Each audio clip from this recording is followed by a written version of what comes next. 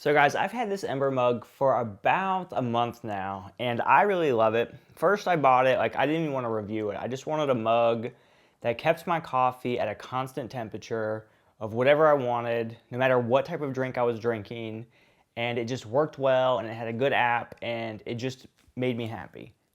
Okay, this is my favorite mug of all time. It combines my love of coffee and tech together. It's amazing. All the shots that you see played over me, I filmed from this cup of coffee outside for the most part, and it lasted the whole time. And as of right now, it's at 30%, I believe. So as I'm talking, I'm just gonna set it on this little charging plate right here. Okay, so I didn't make a proper introduction. So what does the Ember mug actually do? So it is a smart mug, so it knows when liquid is in the mug, it knows what temperature the liquid is. It can make the liquid hotter or colder by just not heating it up until it reaches the target temperature. It also has an app that allows you to do all of this, so there's no physical buttons on the mug itself other than one on the bottom to turn it on and off, which you should really never use after you get it set up. And there really isn't too much to it. It keeps your drinks warm and it keeps it there, and it has a certain battery life that lasts a little bit, and that's it. It's really hard to comment on the battery life because you can choose the temperature of your drink. So depending on what temperature you choose, also how much liquid is in here, also the temperature of the surrounding environment. Typically though, if I'm just sipping coffee, I'm at my desk, so I can just use the charging plate. That serves as a coaster. So you just set it right back up there, and you'll pretty much get unlimited battery life. However though, if you're chilling outside or on the couch, the battery's gonna drain pretty quickly. I can typically get through my drinks though, about 30 minutes, and I can drink through the whole thing, and it's pretty much on its last leg of battery life, which is perfectly fine. I don't know why you'd wanna sip something like this for much longer than 30 minutes. If you do, you're studying or working, so you can just put it right on the coaster. If you have your coffee on the coaster for a long time, it's gonna form chunks at the bottom, where it heats it up at. That's not an issue if you drink it within an hour or so. But just keep in mind, if you set this down, come back a few hours later, and you take a sip, you may get a mouthful of something nasty. And as far as the app goes, to the extent that the app works, it allows you to change the color of your button down here. I guess if you are a household of a bunch of rich people and you can just afford every single mug as an Ember mug, you want to differentiate them, so you could set yours to a certain color. I kind of find that cool, but also kind of useless. You can also change the temperature from the app.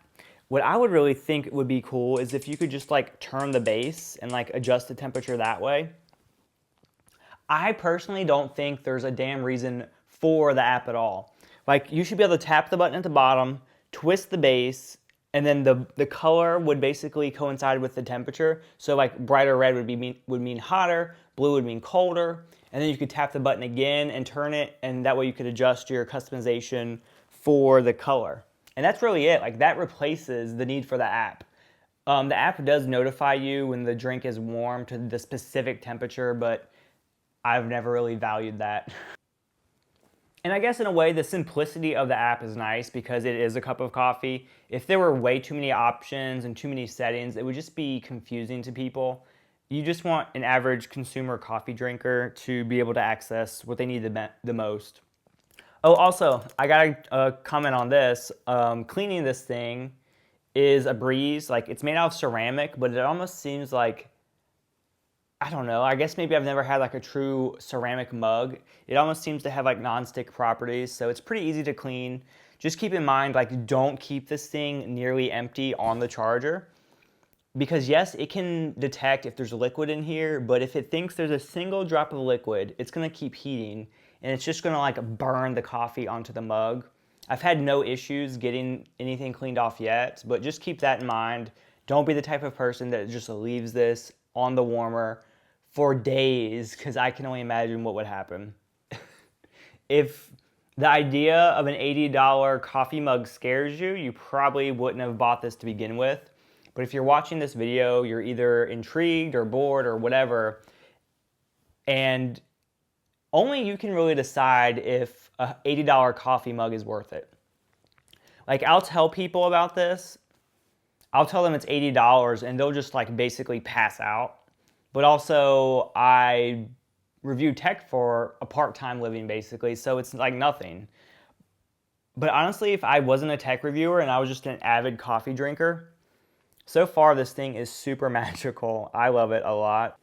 So if you are interested in this mug, I will put links in the description below. You can check them out on Amazon. If you purchase the Ember mug on Amazon, I do get a partial like commission from it, so that definitely helps my channel out a lot. I probably have to I have to sell a crap ton of Ember mugs to recoup the cost of it. So if you are interested, purchase one. You can help me recoup the cost of buying an $80 mug myself. I hope you guys have a great day. I am super close to 50,000 subscribers, so if you're not a subscriber already, go ahead and get subscribed. If you are a subscriber, make sure you like the video. It helps me get new subscribers. Have a great day.